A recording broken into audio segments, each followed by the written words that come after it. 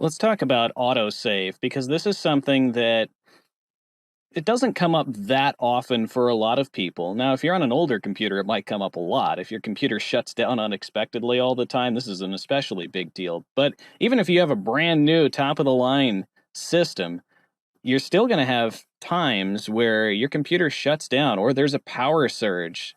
Things happen and you're in the middle of a recording. Maybe you hadn't manually saved in a while, you forgot, you got on a roll, you've been recording for an hour and whoops, power's out. Well, you have Well, a couple studio things going on here. For Studio One, for example, there's a built-in autosave that yeah. they put in at the very beginning. And so by default, if you don't do anything, every 5 minutes, it's autosaving in the background. And then if you say, and it's actually very clever the way it does it. But here's the other thing that's happening. As you record, so let's say you record a 2 minute segment or a 20-second segment, and then you stop and you re-record. Behind the scenes, it's saved that little segment to disk. So as you do the next little segment that could be 20 seconds, 2 minutes, 5 minutes, 10 minutes, whatever it is, it's already saved all the previous off to disk immediately. And so if something went wrong, if your machine crashed, you're only going to be within 5 minutes. And no one buys Studio One or no one uses it for that kind of thing. But they built it from the beginning for creative types who sometimes don't always pay attention to technical details. And those creative types get involved with whatever they're doing. And so the autosave, Uh, right?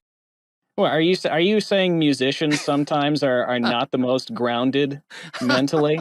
Well, yeah, I got to be really careful because since I'm one of them, they are the best people in the world for that Of kind of stuff. course. No, it totally works out that we get involved. I have to, I'm guilty, guilty, guilty. And he knows I'm guilty, which is why he cut me off there. It's like, I get involved. I'm like, blah, blah, blah, and then squirrel.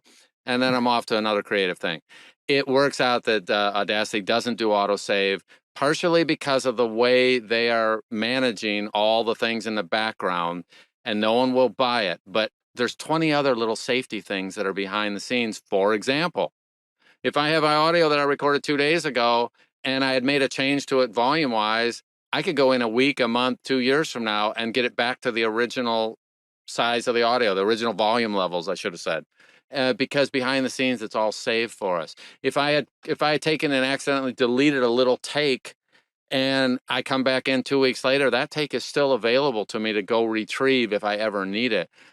You have this belt and suspenders thing where behind the scenes, Studio One is doing a bunch of little things so that musicians who have their hair on fire doing other things, who aren't paying attention to every technical detail, when something goes wrong, they can go retrieve their audio and get it back easily. I don't even go over it with most people because they might go 2 months or 2 years and never need it. Then the one day they have something go catastrophically wrong, they call me up and we go, no problem. Let's go back and we get that whole thing back in 5 minutes. And it's pretty cool. So it works out great, but it's not why they buy it to begin with.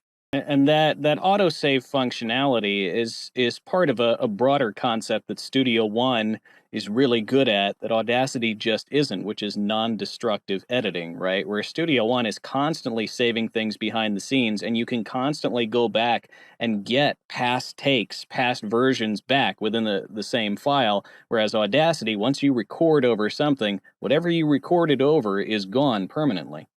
Yeah, and it's a different world, but part of it comes back to what we talked about earlier. The foundational design was assuming that I might need to go back to something. And because of that, audio that you recorded yesterday is still there unless you go behind the scenes and you get rid of it manually, which means you've made a decision to do that, then it's going to be there. Now, they do give you a one button thing if you want to go in and you want to clean something up and get rid of all the stuff that you aren't using. But by default, it's designed knowing that creative types, we're doing this. I'm focused on getting the job done. I'm not focused on picking up after myself. That's for the cleanup crew later, right? They're going to come in and clean up after me. But while I'm being creative and doing my real work, I don't want to have to think about all those details. And Studio One behind the scenes does that in spades.